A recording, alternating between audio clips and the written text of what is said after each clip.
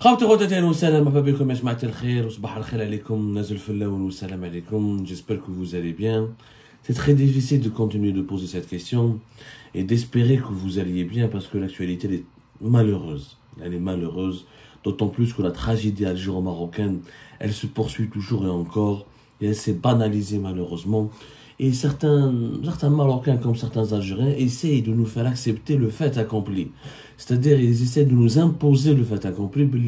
Il est inévitable de se détester, de se haïr, alors que c'est tout à fait anormal.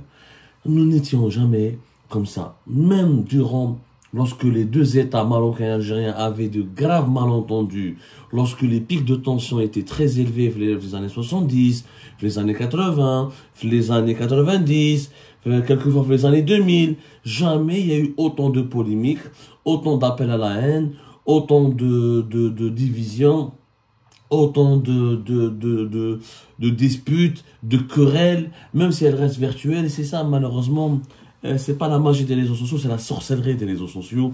Et malheureusement, l'existence des appareils propagandistes médiatiques qui alimentent sans cesse ce sentiment de haine entre les deux pays pour creuser le fossé de l'incompréhension.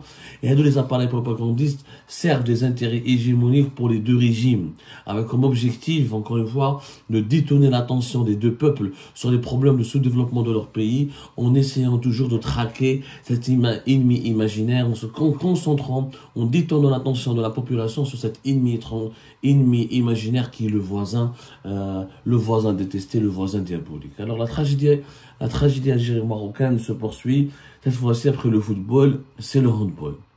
Mais on est tenté de se poser la question, et puis quoi encore?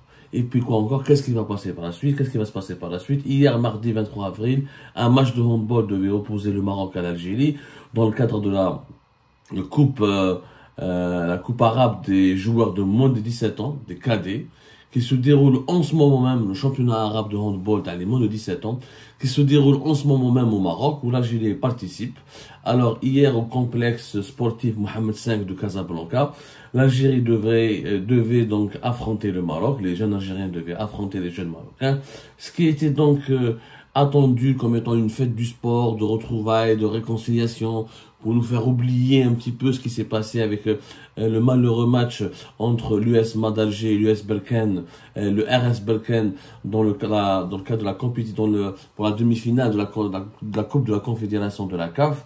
Et bien malheureusement, rien de malheureux n'a été oublié, au contraire, on rajoute du malheur au malheur, provenait de la Fédération algérienne de handball, et l'équipe nationale de handball des moins de 17 ans a décidé de se retirer du match et de déclarer forfait et de boycotter la rencontre parce que l'équipe marocaine en face, elle a affiché encore une fois, elle portait encore une fois un maillot sur lequel était floquée la carte géographique du Maroc, incluant le Sahara occidental.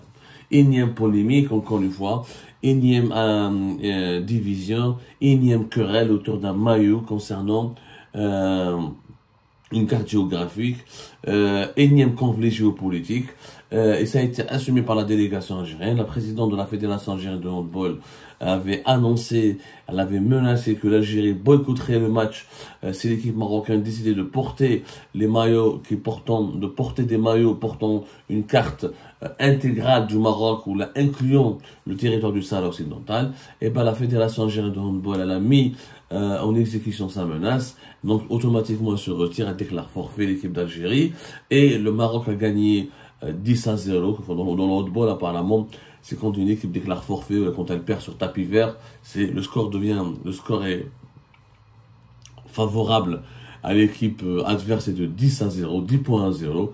C'est malheureux, c'est vraiment malheureux. Donc, on ne sait pas ce que l'équipe nationale, maintenant des moins de 17 ans, va se retirer totalement du championnat, ou là, elle s'est retirée uniquement de la rencontre.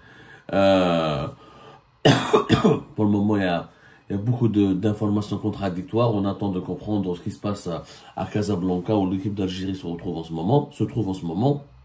L'équipe nationale d'Algérie, donc, elle a décidé de ne pas jouer, de refuser de jouer catégoriquement contre l'équipe nationale du Maroc, toujours à cause de ce maillot floqué de la carte du royaume marocain avec le Sahara occidental occupé pour les autorités algériennes. L'Algérie, donc, qui politise encore une fois. Le Maroc aussi, elle politise, tout le monde politise, mais bon, qui a raison, qui a eu tort. C'est, encore une fois, on en a la haine, c'est-à-dire que, qu'est-ce qui va se passer après?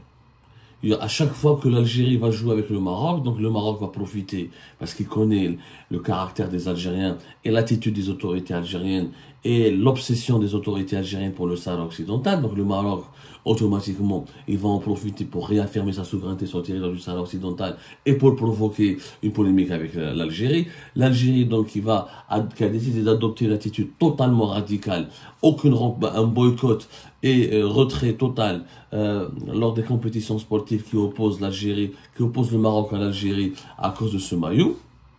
Donc finalement, je pense que les sportifs marocains et algériens ne pourront plus jamais être confrontés les uns aux autres, ne pourront plus jamais disputer ensemble des compétitions sportives, notamment les compétitions sportives collectives. C'est-à-dire que dans les sports collectifs, le Maroc et l'Algérie ne pourront plus jamais se rencontrer à ce rythme-là. Et vu la configuration actuelle de la situation, l'Algérie et le Maroc sont devenus des pays ennemis, officiellement déclarés. C'est pire qu'Israël avec les pays arabes. Ils ne pourront plus s'affronter ou se confronter ou la disputer ensemble à la même compétition sportive. L'histoire راح تبعد. Alors, moi, je vous dis la vérité. Je pense que l'attitude de l'Algérie est largement exagérée. Sincèrement, largement exagérée. La preuve qu'elle est exagérée. Nous avons retrouvé des images d'anciennes compétitions, le handball, ou le basketball, ou une Coupe d'Afrique des Nations fait Tunis pour les femmes, ou la Coupe du Monde, la dernière Coupe du Monde de handball qui a eu lieu en Égypte, ou une compétition sportive entre les clubs africains en 2014. Il y a eu plusieurs cas, franchement, où les athlètes marocains ont présenté, ou les sportifs marocains, ou les équipes marocaines ont présenté des maillots. Je dis bien ont présenté des maillots sur lesquels était représentée une carte géographique du Maroc qui inclut le territoire du Sahara occidental. Ce n'est pas la première fois. J'ai vérifié moi-même. Il y a par exemple la Coupe d'Afrique des Nations en Tunisie pour les femmes en 2023. Il y avait alors صراحة والله العظيم j'ai vérifié moi-même يعني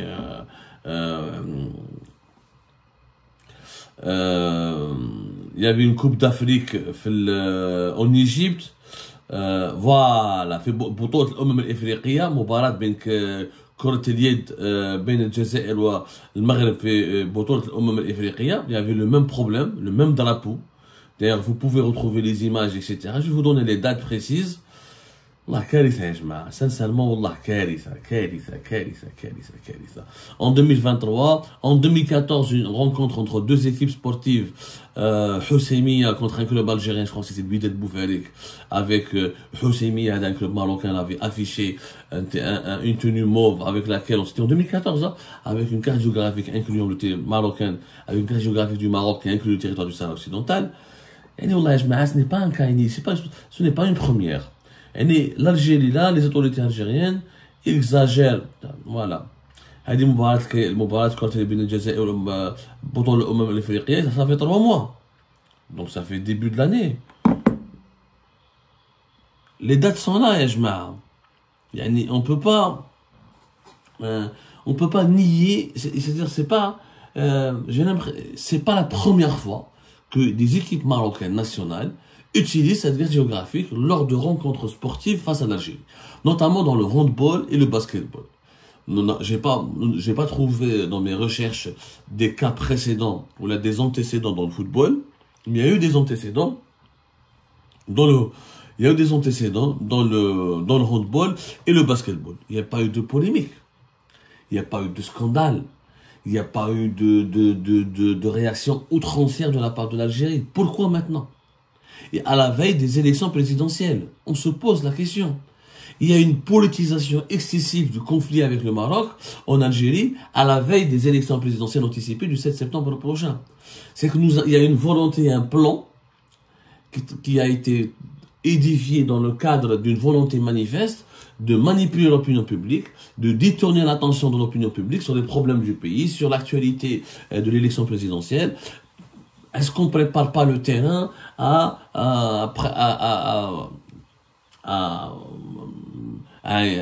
une vaste opération de conditionnement de l'opinion publique nationale pour que l'opinion publique nationale algérienne accepte de facto que le conflit avec le Maroc est devenu un conflit de haute intensité, et au nom de ça, et à cause de la prétextant ce conflit de haute intensité, il serait peut-être possible que le régime algérien annule les élections présidentielles, ou organise des élections présidentielles hyper contrôlées, hyper surveillées et hyper censurées. Comme ça, ils feront passer le candidat du pouvoir qui sera parrainé par le pouvoir et éventuellement le deuxième mandat controversé d'Abdelmajid Tebboune. En tout cas, il y a une relation directe entre ces polémiques incessantes avec le Maroc et les élections présidentielles anticipées en Algérie.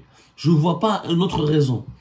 Parce que déjà, des équipes nationales algériennes ont déjà rencontré, même des clubs algériens dans le handball, dans le basketball, ont rencontré déjà des équipes marocaines avec ces maillots problématiques. Il n'y a pas eu autant de médiatisation, autant de scandales. Là, avant même le match de handball, quand le football c'est ultra médiatisé, où la Renaissance sportive de Berkane sont venus jusqu'à Alger, c'était le stade du 5 juillet, où c'était une provocation de trop de la part du Maroc, c'était la demi-finale de la Coupe de la Confédération de la CAF, c'est une compétition médiatisée, que l'Algérie n'acceptait pas, qu'elle vivait très mal que des joueurs marocains arborent le slogan, ou là affiche le slogan Sahara marocain à Alger. Le football c'est le sport roi, c'est très populaire, c'est très politisé comme sport. C'est à cause de ça que la sensibilité algérienne a été blessée, ou l'a heurtée. Mais le handball, championnat arabe, t'as les moins de 17 ans. Je connais ce mec. Il n'y a pas de médiatisation extrême, importante.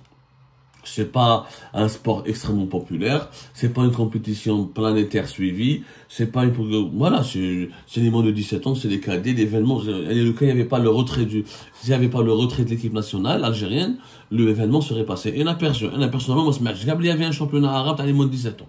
Est-ce que vous سمعتوا انتم مثلا؟ Est-ce que vous سمعتوا؟ ما سمعناش. صراحة ما سمعناش. Même dans les compétitions mineures, on politise l'événement. L'Algérie adopte une position qui est radicale, retrait, ou là, est-ce qu'il s'agit d'une vengeance par rapport au retrait du Renaissance sportif de Berkane? Ça m'étonnerait. Il y a une orientation politique claire qui a été ordonnée à toutes les fédérations sportives algériennes de boycotter systématiquement et de créer des bras de fer et des polémiques avec leurs interlocuteurs marocains. Dès qu'il y a un match Algérie-Maroc dans un sport collectif, et ben l'Algérie boycotte, polémique, dénonce, condamne, se querelle, se bagarre à cause du maillot, toujours le même motif, un maillot sur lequel il y a la représentation géographique du Sahara occidental comme partie intégrante du territoire marocain. Donc ça va aller très loin. Et encore une fois, c'est un championnat arabe, ça veut dire que les instances, la fédération arabe ou l'instance qui organise ce championnat arabe de handball ont homologué les maillots marocains. Donc, pourquoi l'Algérie n'avait pas protesté au départ, depuis le début de la compétition? Pourquoi maintenant? Et je mets à l'espoir, ils ont des instances, des fédérations régionales et des instances dirigeantes qui travaillent sur un processus d'homologation au début des saisons, avant même le début des compétitions sportives. C'est à ce moment-là que l'Algérie aurait dû intervenir, ou peut-être protester. Il y a encore, est-ce qu'on va protester discipline par discipline?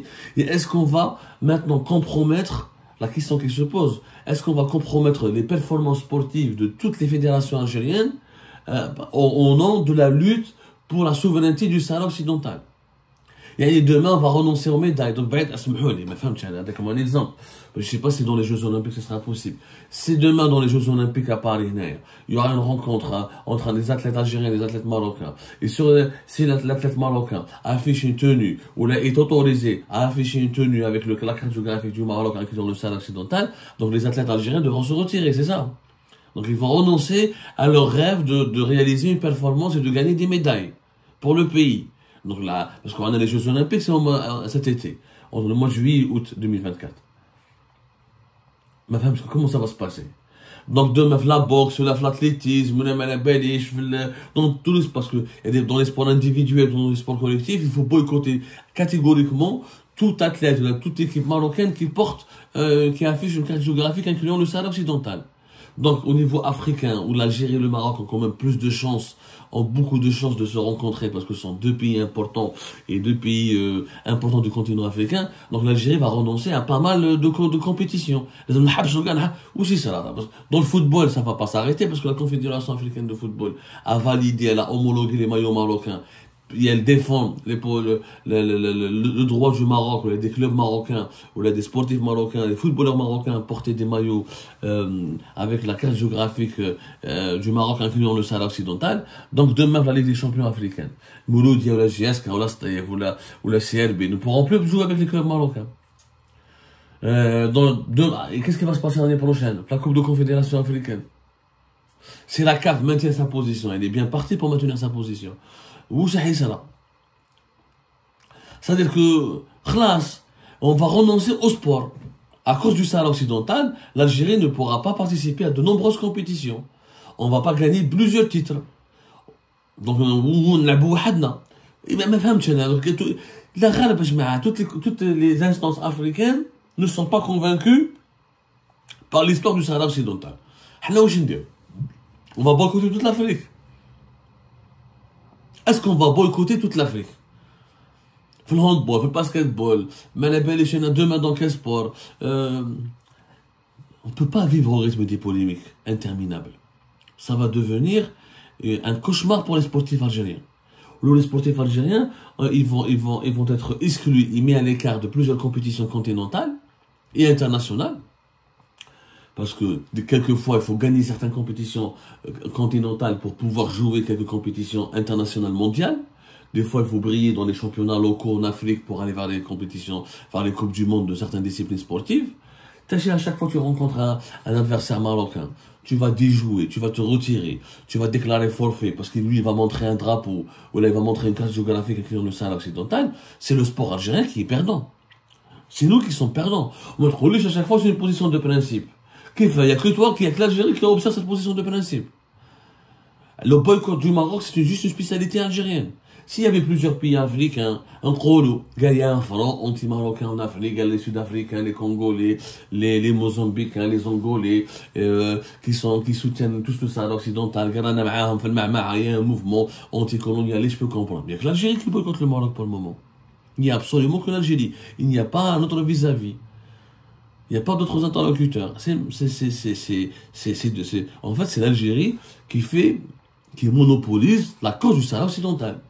Il n'y a que l'Algérie, en tout cas, qui utilise l'arme du boycott sportif pour faire entendre, ou pour défendre la cause du Sahara occidental. Or, la cause du Sahara occidental n'est pas censée être une cause algérienne. C'est une cause internationale. C'est une cause qui concerne l'Union africaine, tous les pays de l'Afrique, qui sont favorables à l'émancipation des peuples. Pourquoi il n'y a que l'Algérie qui se distingue par son héroïsme pro-saharaoui? Et alors que les autres, clairement, ils s'en foutent. Les autres pays africains. Et est-ce qu'il faut mêler systématiquement le sport à la politique de façon systématique et régulière? Moi, je ne suis pas convaincu par cette attitude du gouvernement algérien et des autorités algériennes. Je trouve que c'est une attitude contre-productive. Elle ne porte pas du tout préjudice au Maroc. Au contraire, qu'elle donne au Maroc l'image d'un pays qui n'est pas agressif, qui n'est pas belliqueux, alors que l'Algérie sort de cette histoire avec l'image d'un pays belliqueux, agressif et très fanatique. Et trois, c'est une catastrophe pour les sportifs algériens.